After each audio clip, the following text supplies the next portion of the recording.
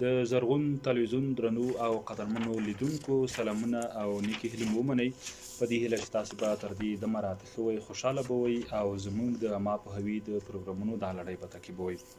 لکه څرنګه چې په تیرو پروګرامونو کې هم ستاسو سره موږ د طبیعي آفتونو یا طبیعي پیښو په اړه مفصلې خبرې وکړې چې له امله یې موږ د زلزلې په لاملونو، د زلزلې په زیانونو، راتلونکو وروستیو منځني تدبیرونو او همداشان د سیلابونو په راتلو او د هغې د پر وړاندې د ولسونو د سر او مال د زیان د ګواښونو د کمېدو اړوند مفصلې مشورې او خبرې تاسو سره شریکې کړي. نن په همدې موضوع بیا هم پاتې کیږو او د ما پوهوي دغه پروګرامونو د لړۍ څخه یو بل پروګرام هم ستاسو لپاره وړاندې کوو. بیا هم ډېر زیات خوشحاله یم چې نن پروګرام کې بیا هم راسره ډېر قدرمن او د قدر وړ میلمانه دي. د نیالیم او د پوهنتون استاد محمد عارف عرفان، د خوست مرکزي دارالمعلمین استاد نیکمل او د کلیوالي شورا مشر سخین الله وفا. تاسو درې واړو ته ښه راغلاست وایو. په خیر راشئ. مولوي صاحب، که لومړی پیل له تاسو نه وکړو، کله چې وړاندې به راتلونکي بیا هم خبرې وکړو چې طبیعي پیښې یا طبیعي آفتونه په څه معنا دي، هغې باندې به استاد خبرې وکړي. اوس موضوع دا ده چې کله چې یو څوک زیانمن کیږي په د طبیعي پیښو، هغه د سیلابونو، زلزلو او نورو طبیعي پیښو له امله، هغه کسان چې زیان یې نه دی لیدلی، د هغې مسؤلیت یا هغې همدردي، همکاري د هغو کسانو سره چې د طبیعي پیښو له امله زیانمن شوي دي څومره اجر او ثواب لري او څومره دغه دود بیرایږي او څومره د یو مسلمان مسؤلیت جوړېدلی شي تر څو هغه کسان چې د طبیعي پیښو له امله زیانمن شوي دي مرسته وکړي. الحمد لله كفى وسلام على عباده الذين اصطفى، أما بعد فأعوذ بالله من الشيطان الرجيم. بسم الله الرحمن الرحيم. يا أيها الناس اتقوا ربكم إن زلزلة الساعة شيء عظيم. وقال الله تبارك وتعالى في مقام آخر: وتعاونوا على البر والتقوى ولا تعاونوا على الإثم والعدوان. وأيضا قال الله تبارك وتعالى في مقام آخر: واتقوا فتنة لا تصيبن الذين ظلموا منكم خاصة واعلموا أن الله شديد العقاب. أو كما قال رسول الله صلى الله عليه وآله وسلم: ألا كلكم راع وكلكم مسؤول عن رعيته. صدق الله العظيم وصدق رسوله النبي الكريم. زه خپله هم په خپل وار سره د زرغون تلویزیون د لارې د افغانستان شریف متدین مسلم مجاهد ولسته او د میز ګډونولو ته خپل سلامونه، نیکې هیلې، احترامات تقدیموم او د ټولو همکارانو نه مننه کوم چې موږ په دې موضوع کې ګډون بلنه راکړه تر څو د افغانستان د طبي پیښو په وړاندې هغه خپل نظریات د قرآن کریم د آیتونو، د نبي علیه السلام د حدیثو په رڼا کې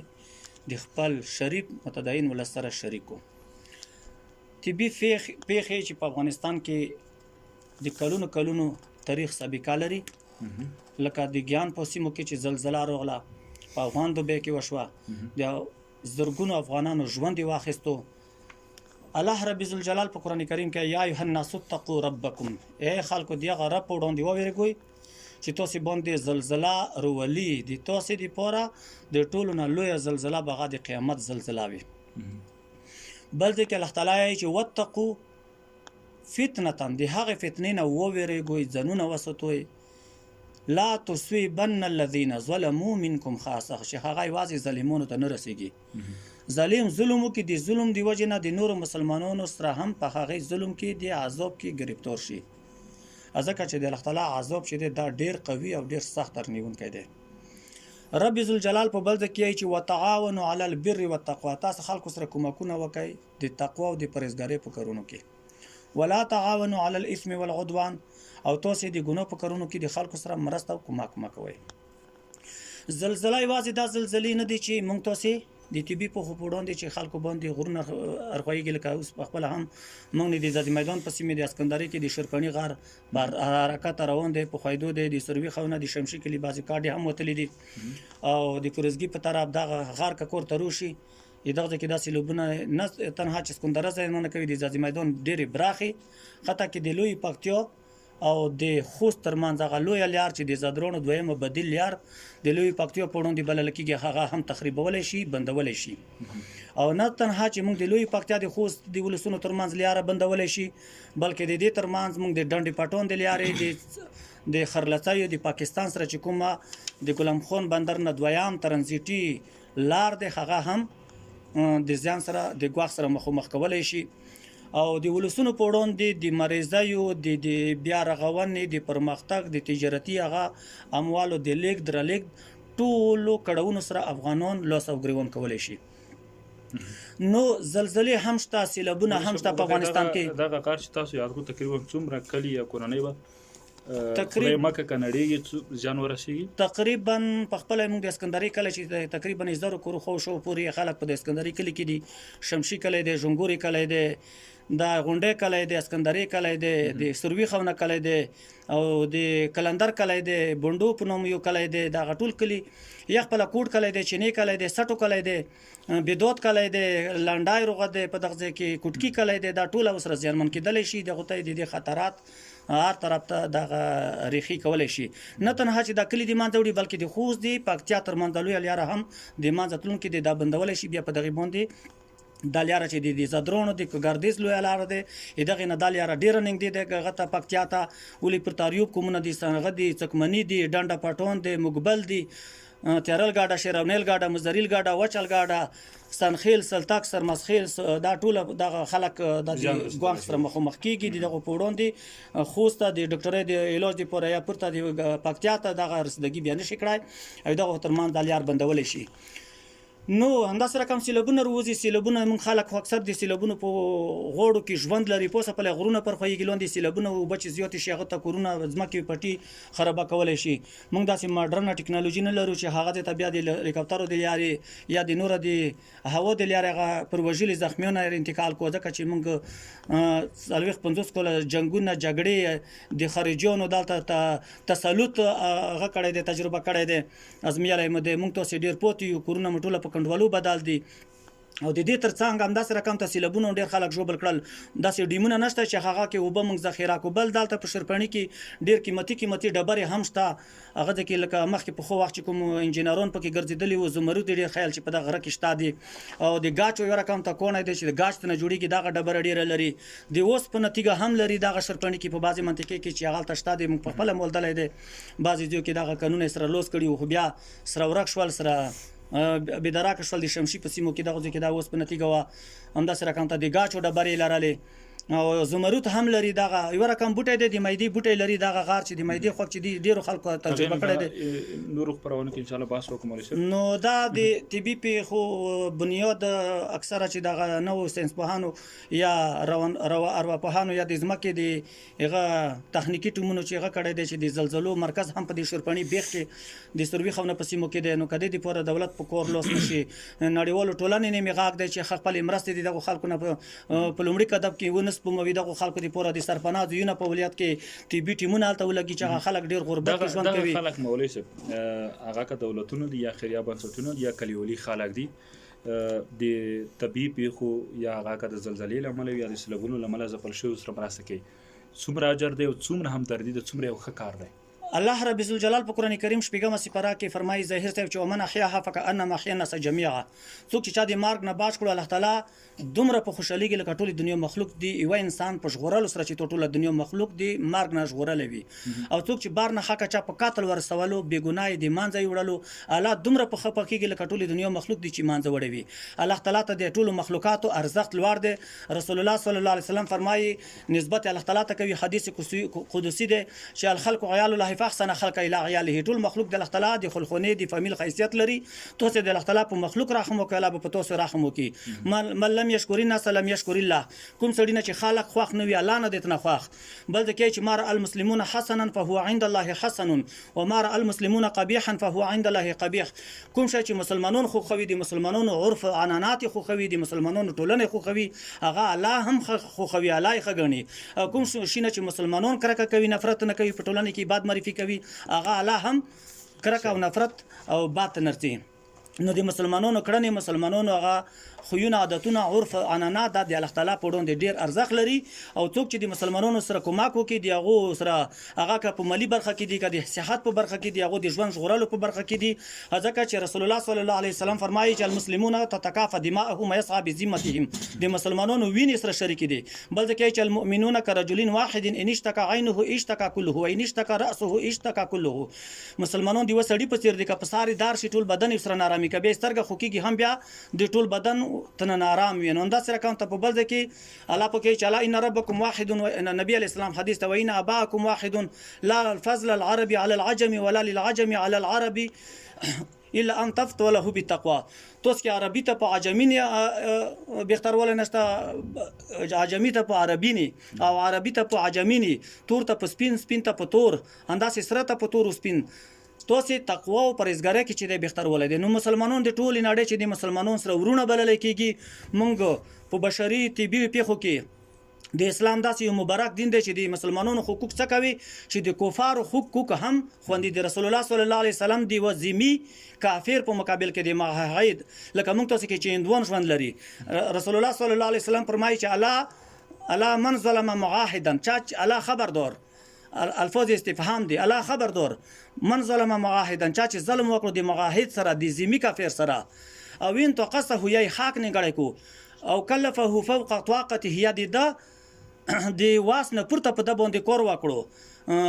او اخذ منه بغیر طيب نفس یا د خواخ نه پرته یو شایتر نه وخصله شو فانا حجيجه يوم القيامه زب پورزه د قیامت دغه وزمي کافر دغه محقق زمور وم او دغه زم مدافع وکیل وم نو موږ دین داسې دین د چې هم د کفارو حقوق هم د مسلمانانو حقوق هم د ټولو جنوارو د وحشیانو استاد مکمل طبيعي پیښې یا مثلا هغه که زلزلې دي یا سیلابونه دي خلک یا نور خبرونکو موږ د باندې بحث کړی دی چې طبيعي پیښې سمنه خصوصا هغه څه چې د هغې په ترسره کولو کې د انسان لاس نه وي د الله تعالی طرفه ترسره کېږي موږ طبيعي پیښې ورته وایو خو مخکې له دې نه چې طبيعي پیښو سره مخامخ شو یا د سیلابونو زیان سره مخامخ شو یا د زلزلو له ګواښ سره مخامخ شو کوم داسې تدابیر شته چې موږ په لاره واچوو تر څو د دې پیښو په وړاندې یو ډول هغه د خطر کچه راکمه کړي بسم الله الرحمن الرحیم د زرغون تلویزیون قدرمنو اوریدونکو او لیدونکو السلام علیکم ورحمت الله وبرکاتو د طبیعي پیښو په اړه دومره ویلی شو چې سیلابونه زلزلې باد او باران د طبیعي پیښو له جملې څخه دي نو د دوی د تدابیرو په اړه باید د کورونو ودانیو بنسټ د انجینرۍ په اصولو جوړ شي دویم کله چې کوم خطر پیښیږي یا کېږي د سیلاب یا د زلزلې په واسطه د هغې د خطر په اړه باید عامه پوهاوی وشي او مخکې د پیښېدو نه یې خلکو ته د هغې په اړه معلومات ورکړل شي لکه مثلا که موږ غواړو خلکو ته معلومات ورکړو د سیلابونو د راوتو یا د نورو مروجه ټکنالوژي څومره مهمه ده په دې کې څومره مهم رول لوبولی شي او ټکنالوژي په دې برخه کې ډیره مهمه ده ځکه چې کله زلزله پیښیږي د هغې د پیښېدلو نه مخکې خبر ورکول کیږي دویم دا چې کله د باران په اړه اټکل کیږي او که څه هم چې باران اټکل احتمالي وي خو د هغې د سیلاب د راوتو په اړه باید عامه پوهاوی وشي او خلکو ته خبر ورکړل شي صحیح ډېره مننه سخین الله تاسو ته راوګرځو تاسو خپله تر ډېره کلیو کې پاتې شوي د مشترانو سره پاتې شوي خلکو سره ډېر پاتې شوي داسې کومې طبیعي پیښې مو لیدلي دي چې یا زلزله یا د زلزلې ټکان یا د سیلابونو راوتل چې تاسې خدای مکه او یا هم ستاسې ملګري یا کلیوال څوک مو زیانمن شوي وي زیان یې لیدلی بسم الله الرحمن الرحیم مو خپله ما اصلا کې خو زه دا خس کړی پته شوی یم اصل دا به لیدلی نه یم که نه داسې واقعیا مې داسې کلي کې مونږ ځای وو تاسې جوړ کړی صحیح نه و خو ښېګاده چې زیو ته وشوه که نه نو دې وجې نه هغه ځای کېنیستو خدای نه خو ستا خو خوږ نه کړل خو یو ملک ته نسخان ورسولو که نه بیا موږ چې زه ولیدو وشه مو اصله کې فکر وکړو چې یقینا چې داسې ځای باید سړی جوړ نه کړي چې مثال بارون زیات وشي یا زلزله وشي یا مثال داسې شی وشي که نه ځای کې سړی ځای جوړ کړي چې مثال ثبوت که زلزله وي یا شګاره وي یا زیات بارون وي نو هغه ځای لږ څه نه څه باید محکمولی ولري څه نه څه بنیاد ولري که نه نو داسې سړی ځای جوړ نه کړي چې مثال بارون وشي هغې مخه ونه وي داسې یو شی وشي که نه خو ځینې خلک فقط یو څو تیږې راواخلي هغه به سره دلایکي نوم ورکړي چې دا دیوال سره دی چې هغه د ډېر کم اوبو یا کم باد توان هم نه لري کله چې سبا بیا یا خدای موږ باران لږ ډېر کېږي یا باد کېږي هغه دیوال چې به کېږي خلکو ته یقینا په چا نه صاحب چې داسې سړی ابدي جوړوي داسې ځکه ابدي جوړه کړي چې هغه کې مثال اوبه نه رسي که نه لکه مثال داسې یوه څانګ ته وي ابدي دا ځینې نه وي چې کومه شګاره وشي بارون وشي هغه ابدی نه مثال اوبه راشي که نه بل چې جوړوي باید لکه څه نه څه محکمولی ورکړي داسې محکمولی ورکړي چې مثال لکه څه نه څه هغه ولري یا دا زلزله وشي لکه څه نه څه مقاومت وښیي که نه د دې په موارد وشي لکه اوس مثلا که یو څوک ښه ابدي جوړوي ستاسو خپل نظر کوم کارونه لري چې دوی وکاروي تر څو داسې یوه ابدي یا کور یا کوټه یا حجره جوړه کړې وي چې هغه بیا یو څه نه څه مقاومت وړ وي هم د زلزلې په وړاندې هم د اوبو په وړاندې سیمټ ډېر وکاروي یا ډېر وکاروي یو ښه انجینر تر څارنې لاندې جوړ کړي کوم به مهم کارونه وي یقینا دا خبره تو یقینا صحیح وکړه چې کوم سړی کوم ابدي کړي که نه باید انجینر په فکر یې وکړي که نه ځکه چې هغه دا کاروبار وي دا یې کور وي که نه سړی خپله نه پوهېږي بل چا نه پوښتنه وکړي نو دا مهمه خبره ده چې سړی ابدي کړي باید محکم ابدي وکړي او سیمټ ډېر کې وچوي څه نه څه اوسپنه کې استعمال کړي که نه تیږه صحیح ولګېږي که نه بنیاد یې صحیح جوړ شي بیا خیر کې بیا سړی په خپل کور نه پښمون نه وي که نه چې مثال داسې وي چې لږه ابدي لږه هغه جوړه شي که نه خیر لږ وخت ونیسي خیر ده پروا نشته چې لږه اوس مثال هغه ابدي صحیح وي اوس خپله ابدي خدای شته مونږ کړي دو هم اوس پله خو ښه ده خو داسې ابدي هم نه ده چې مونږ زړه نه وي ته ونیسو خو شګاره چې زوی ته وشي یقین وکړه چې مونږ ډېرېږو چې یا دا د فصل وکړي داسې نه چې مونږ ابدي یادګي نه دی که نه داسې خبره ده کلي ماحول دی که نه داسې او ځینې کسان بیا دا دلیل جوړوي چې دلته اقتصادي ستونزې دي مثلا اقتصاد ډېر دی که مونږ یوه معیاري سټانډرډ ابدي جوړوو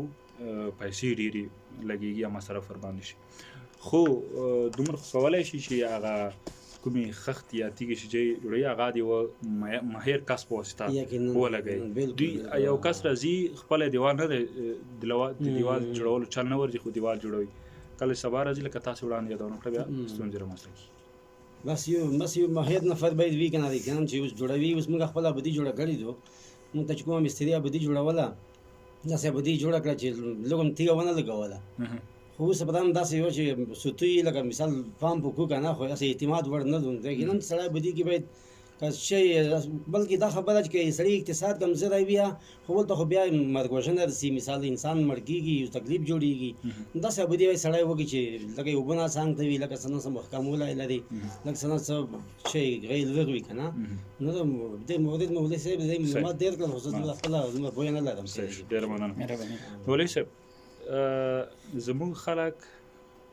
اوس هم په دې فکر کې دي چې مثلا وړاندې استاد خبرې ورباندې وکړي او تقسیم الله خبرې ورباندې وکړي چې که هغې ته ووایي چې دغه کور په دا ډول جوړ کړه چې کله زلزله راځي هغې توان ولري که سیلاب راځي یو څه نه څه مقاومت ولري دوی بیا هم وایي چې دا ټول هر څه د الله تعالی له لورې دي صحیح شو دا موږ ټول منو خو دلته که چېرته دا دلیل په همدغه ځای کې د راوړلو لپاره بسنه کوي که دوی خپل فکر عقل چې الله تعالی ورکړی د هغې مطابق مخکې لاړ شي او داسې کار وکړي چې سبا دوی سر او مال او جانې خوندي ظاهر صاحب محترم لکه په الله تعالی باندې دروغ تړل پکار نه دي الله تعالی چې وما اصابکم من مصیبة فبما کسبت ایدیکم ویعفو عن کثیر پر تاسې چې هر مصیبت ارتي تاسې د خپلو د لسونو د خپلو عملونو د کړنو له امل ارتي د قرآن کریم صریح آیات دی خو بل ځای کې بیا هم داسې الله تعالی وایي چې قل لن یصیبنا الا ما کتب الله لنا هو مولانا کوم مصیبت چې په تاسې باندې ارتي دا ته تقدیر کې لیکلی وي ځکه چې یوه خبره هم د الله تعالی د تقدیر نه پټه نه دی الله تعالی ته نه بېخبره نه دی مګر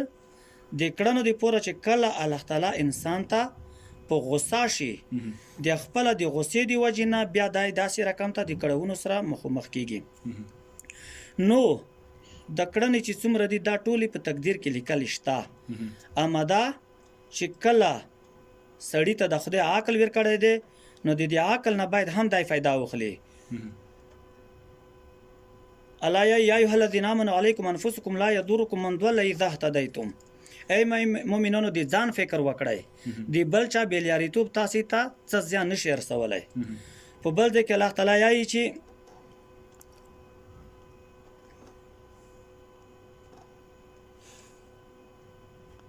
انداسې په بل ځای کې الله تعالی یایي چې کومې دنیا کې چې د خیر او د شر چارې دي دا د الله تعالی په هغه تقدیر کې موجود دي. خو لیکن ذلك بما قدمت يداك وان الله ليس بظلام للعبید. دا ستا هغه راتلونکی دی چې ستا د خپلو لاسونو درته تیار کړی دی کنه نو الله تعالی پر خپلو بندګانو ظلم کوونکی نه دی. نو دا د قرآن کریم آیتونه دي. قرآن کریم کې الله تعالی د مسلمانانو د انسانانو د لارښوونې دپاره لوی کتاب چې قرآن کریم درلېږلی دی او د انسانانو د لارښوونې دپاره کام زیات 1,40,000 انبیا علیه السلام را لیږلي دي او د ملایکو په شکل کې نه دی لیکلي، د پیریانو د جناتو په شکل کې نه دی لیکلي، د انسانانو په شکل کې لیکلي دي. هغه د موږ تاسو غوانته خوراکونه کول چې کوکونه د ژوند اړتیاوې لرلې. بیبي مریم او د حضرت عیسی علیه السلام په باره کې الله تعالی چې دا خدای نه دی کانا یاکلان طعام،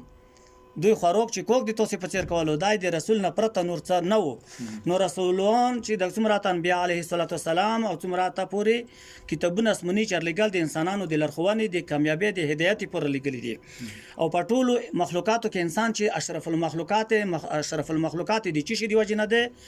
د عقل دی وجه نه ده. ټولو نه بهترین شی انسان کې الله تعالی عقل پیدا کړی دی او کله چې انسان کې روح ورکوي نو دغه په چوکۍ کې نه په قدرت کې وي، په وزارت کې وي، په رئیس وي، ولی وي او استاد وي او خلک قدر عزت کوي او قسمه انعاماتو نه د استفاده کوي، د ماډرن ټکنالوژي نه استفاده کوي، په جزونو کې ګرځي او کله چې د انسان روح وتلو بیا جسد بیا خلک مړی به په کور کې نه پرېږدي بیا د خور لاندې کوي. نو انسان چې اشرف المخلوقات د عقل دی وجه نه دی. الله تعالی چې کتاب انزلناه الیک مبارک لیدبروا آیاته وليتذکر اولو الالباب. ای انسان، ای نبی علیہ السلام مو ته کتاب قرآن کریم نازل کړی دی ته او د تو امت د لک تدبر مطالعه عقل فکر کور پوکي. افلا يتدبرون القرآن على قلوب اقفالها. آیاتو سے قرآن کریم کې دومره فکر نه کوي په ظلم کلفونه پروت دي. بل ځکه چې کتاب انزلناه مبارک لتخرج الناس من الظلمات الى النور. قرآن کریم تاسو ته د دې پر نازل کړی دی چې تاسو د تیارونو رونو ته روبسي. خو البته چې موږ په قرآن کریم نه پیږو، موږ په تجوید نه پیږو، موږ په تلاوت نه پیږو، موږ په ترجمه او تفسیر نه پیږو، موږ په عمل جمعې کې نه ورولو، موږ د پیغمبر علی السلام د حدیثونو نه خبر یو، هغه سنت او طریقې هغه لارښوونو نه خبر یو. یو کفار ته به د اسلام په اړه معلومات وینن سبو مسلمانانو ته په خپل منځ کې په دوسه کې د ژوند په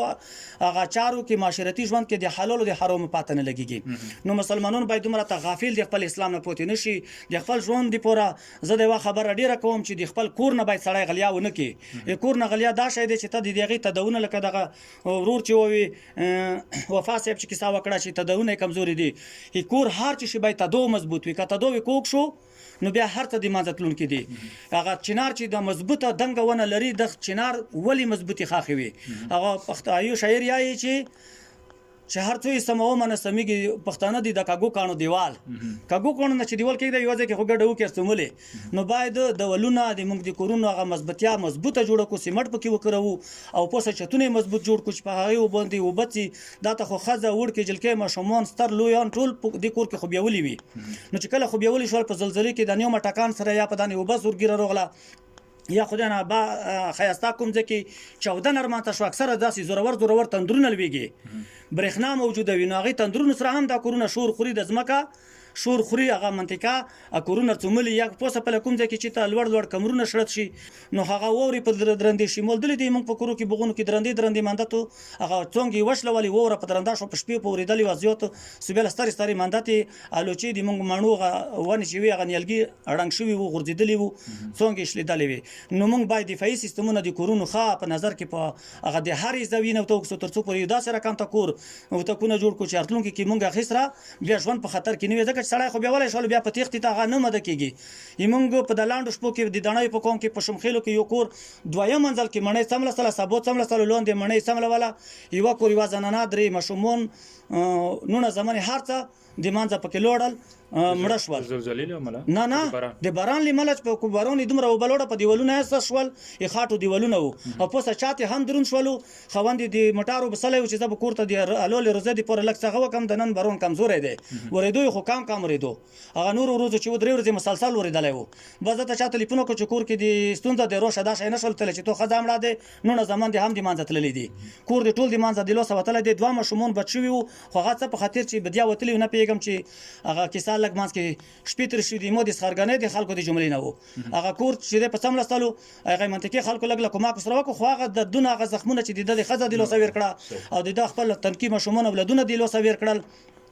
نو هغه چاته نه چې بلکې د نړۍ ټول انسانانو ته د زغمل وړ نه دي نو د داسې رقم ته TB پیښو سره یوازې زلزلې نه دي یوازې سیلابونه نه دي ظاهر صاحب مونږ کې باد برونونه شته چاودنې ارمنځته کېږي توپانونه شته سیلابونه شته زلزلې شته بېلابېلې ستونزې لرو مارون لړمانون دا د مونږ ته سپاره د زورونو زهر ګرځي باید دا رقم ته زندګي ولرو چې د ټولو لپاره مونږ دفاعي سیستمونه او د ژوند د اړتیاو لپاره لکه د منګس خاني دا هم د ډیره د اړتیا وجه غدي په هر برخه کې افغانون جوړ دي موږ د نړیوالو ټولنې نه غوښتنه کوو د ملګرو ملتونو نه د امنیت شورا نه او د ټولو اسلامي هیوادونو د اتحادیو څخه د خیریه بنسټونو نه موږ د غوښتنه کوو د خپل د ګران هیواد د مرکزی دولت خپلواکي ادارې نه دغه د ولایتي ادارې نه موږ د غوښتنه کوو چې د اړو خلکو سره د مظلومو خلکو سره د بیچاره خلکو سره په هر برخه کې موږ سره کومک وکړي اړین توکي هغه خلکو ته په اولیت وخت کې ورسوي د جنگ پروژې بیا وسو نه غټيږي TB په وزارت د خپل اړوند مؤسساتو ته خپل هغه ادارو ته هغه منطقه ته خپل نمائندګۍ ته د اړو توکي په اولیت کې اول وخت کې ورسوي ترڅو په لازم وخت کې خلکو ته رسیدلی ته استفاده وکړي. ډیره مننه مولوي صاحب تاسو ته هم راګرځو. استاد محترم زنګلونه دا خو مشوره خبره ده چې د هوا په پاکوالي کې او د صحت په برخه کې مهم رول لوبوي. د سیلابونو په لمنځه وړلو مخنیوي کې څومره مهم رول لوبولی شي؟ ځنګلونه د ځمکې د تخریب مخه نیسي او د نبات ریښې د ځمکې د خاورې مقاومت زیاتوي ترڅو د سیلاب په واسطه تخریب نشي. بله دا چې ځنګلونه هوا تصفیه کوي او د مختلفو آسماني وفتونو د تخریب مخنیوی کوي. ډیره مننه. وفا صاحب تاسو ته به راوګرځو پروګرام هم نور پای ته رسو. لکه وړاندې چې مولوي صاحب ویلې واقعا بیان چې زموږ په سیمه کې د یو کور د نړېدو له امله د یو کس چې هغه هم چراو یوه مېرمن او څو ماشومان یې له لاسه ورکړل. دا ډول پیښې که په یو کلي کې رامنځته کېږي د کلیوالو مسؤلیت څه جوړېږي د خلکو سره په کومه برخه کې باید همکاري وکړي څه ډول تر څو دوی هم بېرته خپل عادي حالت ته راوګرځي؟ لکه خو کلیوالي ډول کې خو داسې فشار ده لکه مثال څه مشکل وي کلیوال باید بدن اصل سره کینی سره خبر شي معلومات ته وخلي او په بل همدردي وکړي. لکه اوس مولوي صاحب دا خبره ډېره واضحه کړه چې مثال مسلمان دی بل مسلمان خیر غوښتنه کوي ډېر خیر وي که نه الله پاک په دې خوشحالېږي. نو مطلب مې دا ده چې څنګه ابدي کې یا مثال شی جوړوي خپل کلیوالي یا یو چاته زیان رسیږي دا ځکه موږ کلیوالي یې یو سوود پورې شو که نه بیا دی بزرګ کې نفر خلک بزرګ کې وشه بس بیا خدای شته کلیوالي ډېر کومک به سره وکړو کلیوالو همدردي به سره وکړه هغه ور یې مړ کړو هغه مشکل به سره حل کړه که نه نو چا دا چې بل مسلمان بل مسلمان سره کومک وکړي او دې په داسې فکر وکړي دا ډېره ضروري خبره ده. زه څه به څه وزه وایي چې خو موږ سره هغه نشته. صحیح ډېره مننه مولوي صاحب. تاسو به په لاندو کې خپل خبره راټوله کړئ او هغه به وروستۍ خبره هم لکه څنګه چې خپلو خلکو ته په همدې برخه کې کوم پیغام لرئ کولی شئ ومنئ. نو مو د ټولو د افغانستان د دغه شریف متدین ولس څخه غوښتنه هم دا کړې دی چې شنه ځنګلونه مه وایوئ ځکه چې شنه ځنګلونه د الله تعالی ثنا او صفت یایي مرغون په هغې کې شپه تېروي هغې ونه ګاټه دی هغې میوه ګاټه دی هغه ذکر چې کوي د الله تعالی هغه د الله تعالی په خپل ذکر په خپله ژبه کوي هغه د خلکو دپاره ګاټه دی د ډېرو د TB پیښو مخنیوی کوي د سیلابونو مخنیوی کوي د ځمکې د زلزلو په رامنځته کولو کې هغه مثبت رول لري او د دې تر منځ هغه هوا صفا کوي نو که راتلونکي کې وخت وفا وکړه د نیالګیو په کینولو د خلکو ته د ګټې په مورد به بیا په راتلونکي بحث کې بیان کوو. الله په قرآن کریم کې چې ایها الذین آمنوا خذوا حذرکم، ای خلکو د خپل دښمن په مقابل کې تاسو چمتو اوسئ. هغه که طبي پیښې وي، که هغه راتلونکي کې قسمه کوم اضرار وي د انسان دپاره چې راتلي، هغې دپاره باید سړی د ځان د ژغورلو دپاره لومړني اقدامات وکړي. یوه واقعه ده، یوه معالجه ده، یوه شفا ده. یوه سړي ته چې کومه ستونزه یو رانځ مخته شولو، بیا معالجې ته یا ډاکټر طبیب ته ضرورت اړتیا لرلی کېږي. او مخکې د دې نه چې تو ته کوم اضرار ورمنځته کېږي، هغې نه مخنیوي دپاره ځان ته دې ته وقایه یایي.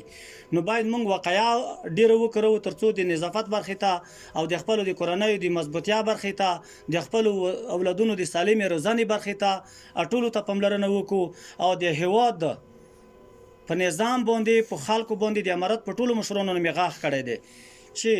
خپل علماء کرامو ته هم د خپلو د کورونو د خپلو د اولادونو د ښې روزنې دپاره د الهي احکاماتو د تطبیق دپاره ډېره توجه وکړي. او هغه اړین مؤسسات هغو منطقو ته چې هغه کې طبي پیښې رامنځته کېږي، د اوليت ضرورتونو ته اړتیا لري، تر څو لارې کې هغه تخریب نشي، هغه اړو خلکو ته په خپل وخت ورسېږي، تر څو